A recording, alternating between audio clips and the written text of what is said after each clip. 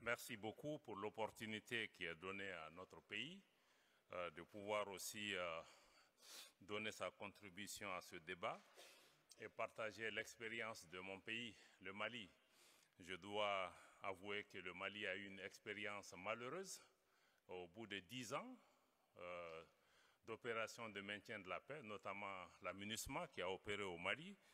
Et suite à cette expérience malheureuse, qui n'a pas permis vraiment de renforcer la stabilité et de répondre aux objectifs essentiels, le gouvernement du Mali a dû demander en 2023 de mettre fin à cette mission.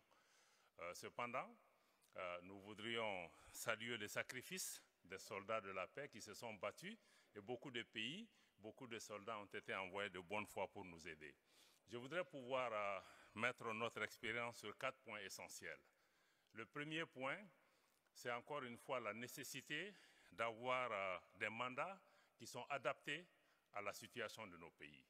Pour le cas du Mali, il s'agissait essentiellement d'une situation de guerre asymétrique. Et on avait, comme le secrétaire général l'a indiqué, on ne peut pas envoyer une mission de maintien de la paix dans une zone où il n'y a pas de paix à maintenir. Malheureusement, nos populations ont été très frustrées et même en colère sur le fait que dans beaucoup de localités du Mali, des groupes armés venaient, pratiquement ils massacraient les populations et des soldats de la paix étaient là souvent pour dire que ce n'est pas leur mandat, ils ne peuvent pas aider. Et ça a créé beaucoup de mécontentement. Le deuxième, c'est qu'au lieu que la mission, puisqu'elle n'est pas préparée à nous aider sur les questions de sécurité, progressivement, elle s'est concentrée sur des tâches qu'on peut appeler soft, les questions politiques, les questions des droits de l'homme ou beaucoup d'autres questions qui ont élargi son mandat et qui nous ont éloignés de l'objectif qui est recherché. Le deuxième point sur lequel je veux insister, c'est vraiment la nécessité d'une concertation permanente entre la mission et le pays. Il faut une collaboration, il faut une concertation.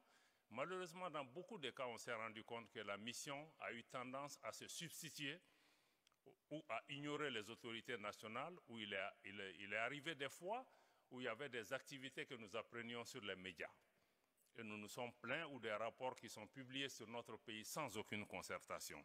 Donc ça, il est absolument nécessaire qu'aucune mission ne peut opérer sans le consentement des États, aucune mission ne peut réussir sans concertation, sans collaboration avec les États.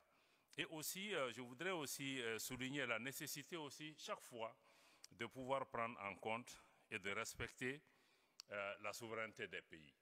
Ce qui me semble être extrêmement... Même les pays en crise, un État est un État et un État aspire à affirmer sa souveraineté. Les Nations Unies doivent toujours œuvrer à renforcer la souveraineté des pays et travailler aussi pour l'appropriation nationale. La mission n'a pas vocation à être éternelle. Il faut travailler pour bâtir les capacités dans le pays pour pouvoir faire le travail. La mission recevait près de 1,3 milliard de dollars par an, mais je peux vous dire les ressources qui étaient affectées à l'État malien pour bâtir ses capacités, pour assurer sa sécurité, étaient pratiquement négligeables.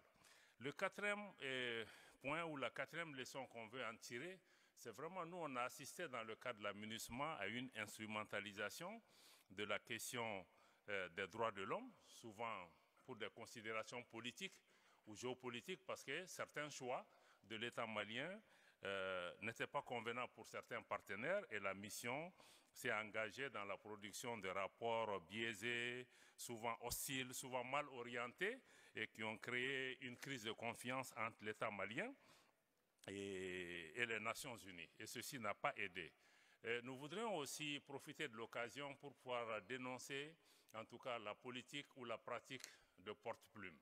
Nous pensons que les Nations Unies ne doivent pas perpétuer des systèmes de domination coloniale de nos pays, qui n'est pas acceptable que 60 ans après les indépendances, que ce soit des anciennes puissances coloniales qui puissent écrire des résolutions sur nos pays, souvent avec des attitudes de mépris, des attitudes de condescendance. Donc il est absolument important que ces 4 leçons puissent être prises en compte. Nous ne disons pas que les missions ne sont pas utiles, elles sont utiles si l'ensemble de ces préoccupations sont prises en considération pour aider les pays à sortir et à aller vers une stabilité et une paix durable.